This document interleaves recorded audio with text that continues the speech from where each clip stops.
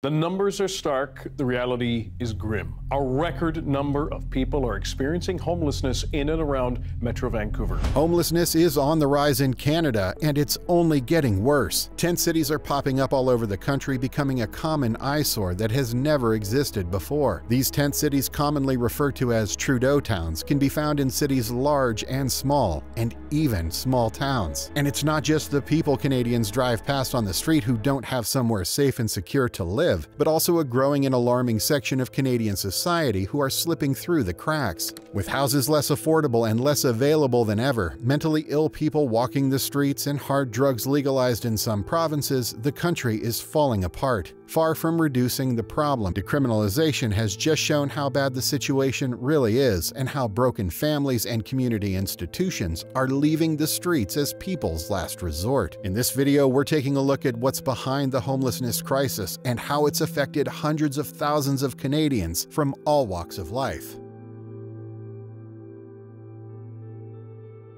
According to the Canadian government, homelessness is defined as not having stable or permanent housing or immediate prospects of acquiring housing. However, it's worth keeping in mind that this definition does not cover every experience of homelessness, and there's actually a hidden homelessness crisis that's much worse than what the government is admitting. Even going by official statistics of the recorded homeless population, there are currently over 300,000 homeless people in Canada. This massive figure is continuing to grow as Canada struggles with a severe housing shortage, rising inflation, high taxes, and rampant political corruption. Let's start with some important statistics. Over 60% of homeless people are men. Over 20% of homeless are 13 to 24 years old. Homelessness costs Canada more than $7 billion per year, and the government is currently investing over $2 billion extra money in the next decade to try to fix the worsening crisis. Over 30% of Canada's homeless population are Indigenous and First Nations people. Homelessness is going up rapidly. Vancouver homeless shelter Covenant House reported a 32% rise in homelessness in the city between 2020 to 2023. Now let's dive into the causes of the homeless crisis. What's behind the homelessness crisis? Why are so many Canadians homeless? Three main things: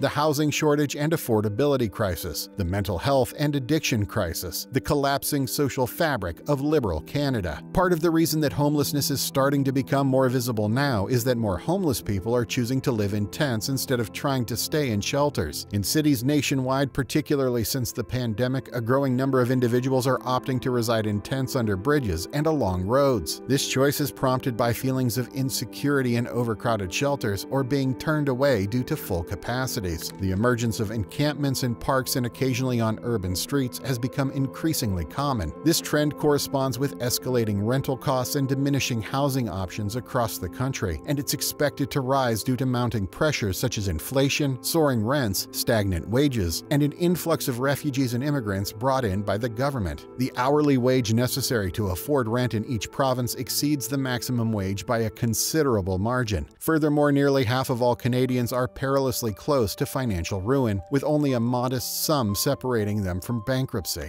Already by 2007, the United Nations Human Rights Council designated housing and homelessness in Canada as a national crisis, citing a significant number of associated fatalities. Various factors exacerbate the crisis, including provincial legislative actions such as Ontario's 2018 removal of rent control for new units and Quebec's recent attempt to eliminate lease transfers. Once individuals become unhoused, they encounter numerous social and economic barriers hindering their return to stable housing. Challenges range from difficulty accessing income assistance and disability payments without a fixed address to insufficient funds to afford escalating rental costs. Moreover, homelessness can impede employment prospects due to associated stigma. Since aggressive police interventions targeting Toronto encampments during the pandemic, only a small fraction of those evicted have transitioned into permanent housing. The vast majority continue to navigate a deficient system plagued by a severe shortage of affordable rental accommodations. In efforts to mitigate this crisis, Khalil Seavright, a carpenter in Toronto, constructed tiny home shelters for individuals experiencing homelessness. homelessness. However, his initiative was halted by a court injunction filed by the City of Toronto. Brian Cleary, a former homelessness advocate in Toronto, deplores Canada's inadequate response to homelessness. He notes a persistent disparity between the number of individuals experiencing homelessness and the shelter's system's capacity, resulting in thousands left without housing each night. Without stable housing, individuals cannot commence their journey towards recovery or address the underlying issues contributing to their homelessness. Despite not always being visible on the streets, homelessness affects every community nationwide. Most individuals experiencing homelessness do not reside on the streets,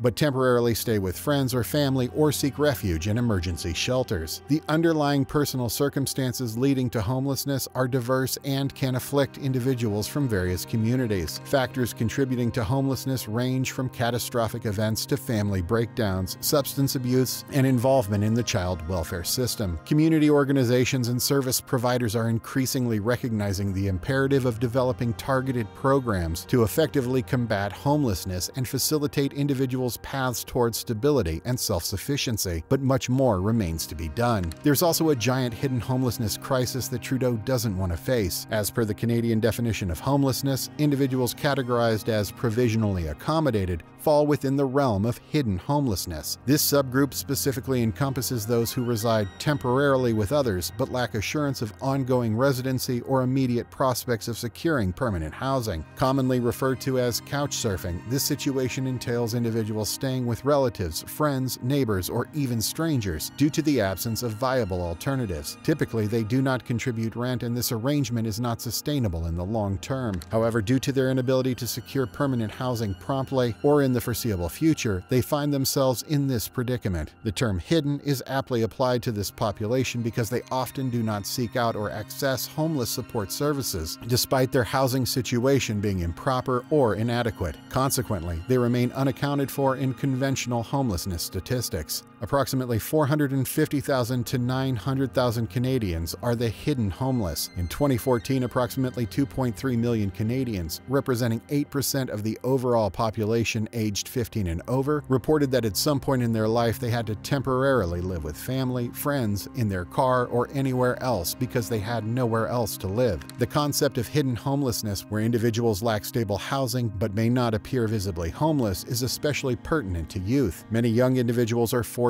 to navigate precarious living situations, facing the difficult choice between living on the streets or in unstable, dangerous, or inadequate accommodations. From an economic perspective, homelessness exerts a significant and largely negative impact on Canadian communities. The economic burden includes both direct costs to society, such as emergency shelters and soup kitchens, and indirect costs, those resulting from increased pressures on secondary services like healthcare, law enforcement, and the criminal justice system. As noted, the total financial strain of homelessness on the Canadian economy is estimated at over $7 billion per year. The financial burden associated with addressing encampments, for example, is substantial. For instance, Toronto allocated nearly $2 million to clear encampments in 3 city parks during the summer of 2021, and it didn't even solve the problem, which is now back worse than ever. According to a technical paper by the Wellesley Institute, the average monthly cost of housing a homeless individual in a shelter is $1,932.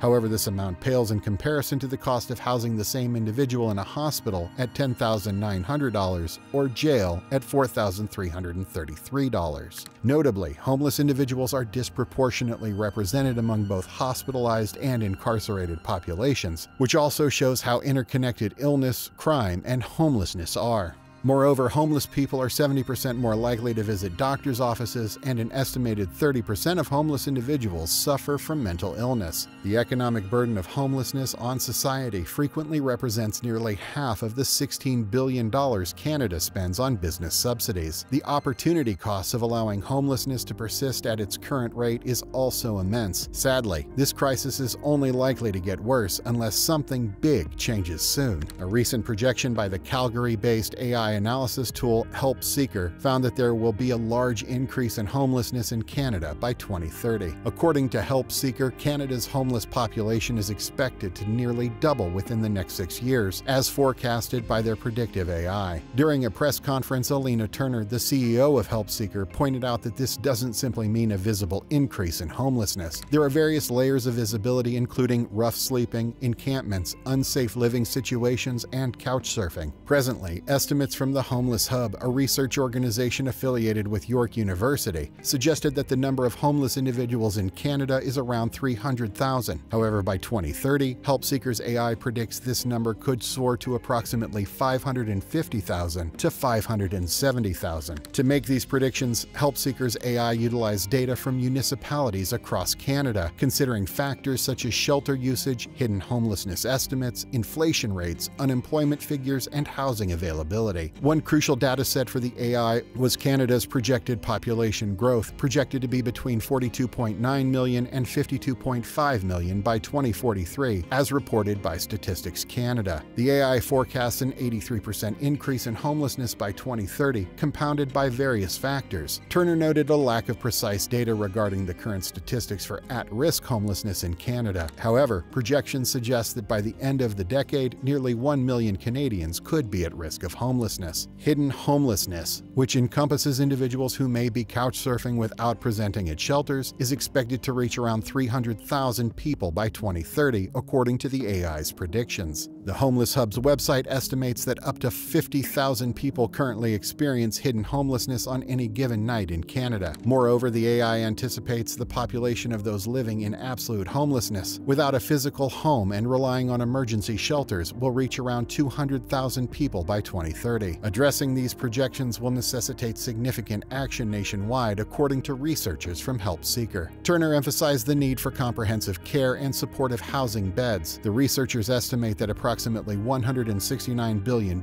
is required to address homelessness in Canada effectively. By 2030, they suggest an increase of 103,000 beds with medical care, 1.3 million non-market housing units, 50,000 recovery and transitional care beds, and 30,000 emergency shelter beds would help mitigate homelessness. To pay for these interventions, existing funds would need to be redirected towards appropriate initiatives, and with the right investments, homelessness figures could be significantly reduced within 6 years. Help Seeker estimates that it would cost over $169 billion to build the necessary emergency shelters and social or subsidized housing. Additionally, an annual expenditure of approximately $16 billion would be required to sustain these support systems and prevent further homelessness. Despite the significant financial commitment, the annual trillion-dollar investment in the social safety net suggests affordability, emphasizing the urgency of addressing this crisis. Several stakeholders, including Susan McGee, CEO of Homeward Trust in Edmonton, and Jamie Lloyd-Smith, a social development specialist in Penticton, British Columbia, highlighted the pressing need for action and investment to prevent further homelessness and address the immediate crisis at hand. If you like this video and want to learn more about what's really going on in Canada, check out this video here. And if this video brought value to you today, please consider liking, subscribing, and sharing the video. Thanks for watching.